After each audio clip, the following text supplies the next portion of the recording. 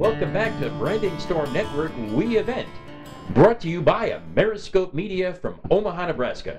I'm Andy Greenberg, and with me is Joe Moore. And each time we meet, we're going to be providing you with information on how to take your company, your business, to the #1 brand position in the marketplace that you've chosen to compete. Joe, last week we talked about brands and how important they are and how to get a mindset on bringing your company to that position. One of the things that I think a lot of people fall into a trap with, though, is that they become emotionally attached to the brand. Absolutely, and they misunderstand it as a result of that. And how does one go about detaching themselves emotionally? Because it is their business, and it's something that's part of them. You know, Andy, that's a very tough thing to do. Uh-huh. It is yours, it is your baby, and it is your heart and soul that's poured into it. Right. And to be able to detach yourself from that is like working with your wife 24/7. Okay. You have to find a way to get it done, because it's the only way you're going to be effective in working through your brand or working with your wife.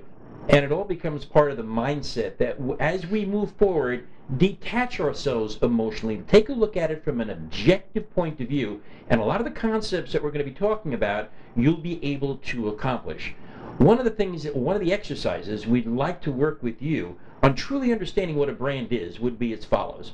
What we'd like you to do is consider the following. Let's assume a director comes to town and they want to cast you in a part. And you have a choice between someone who is an adventurer, a biographer, a romantic role, or an action role. Which one would you apply for? Please write that down on a piece of paper. The second part of it is, would you go for the leading role or would you go for the supporting role? Now that you have a little bit of a background of who you are, take that piece of paper and go to your friends and ask your friends who they think you will in fact audition for. Will there be a match?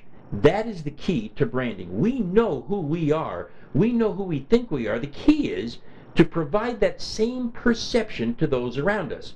The difference is you know your friends. You don't get a chance to see every one of your customers. You try and reach them through messages. And that would be a good way to define brand. And Joe, for us, would you translate that into a business brand, please? Well, if you have a consumer good that you're selling, and you believe that it possesses a certain value to the consumer, and you're producing your marketing material and your language, your elevator speech, all around your perception of that, and it's a complete disconnect from your customer, right? You're not going to be translating your conversation with them into sales, and that's ultimately what you want to do. Be able to convert your conversation into a sale, right, so that your business can thrive. And the reason I used the exercise earlier about acting, because that's an image.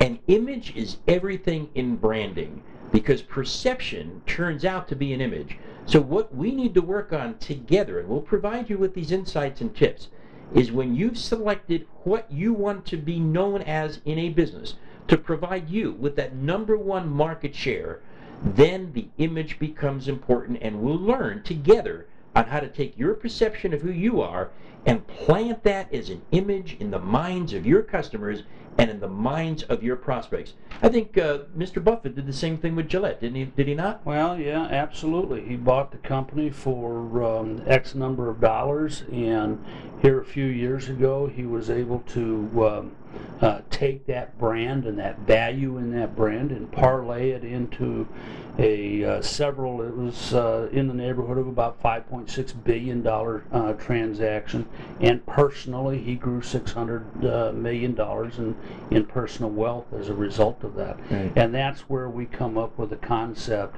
of building brand wealth, and that's what brand wealth is. And brand wealth will help each one of our businesses take a look at it from a revenue point of view, a profit point of view, and a future point of view.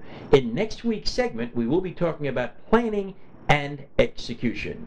So we look forward to seeing you on our very next segment. Be sure to return to the next segment of Branding Storm Network We Event, brought to you by Ameriscope Media of Omaha, Nebraska.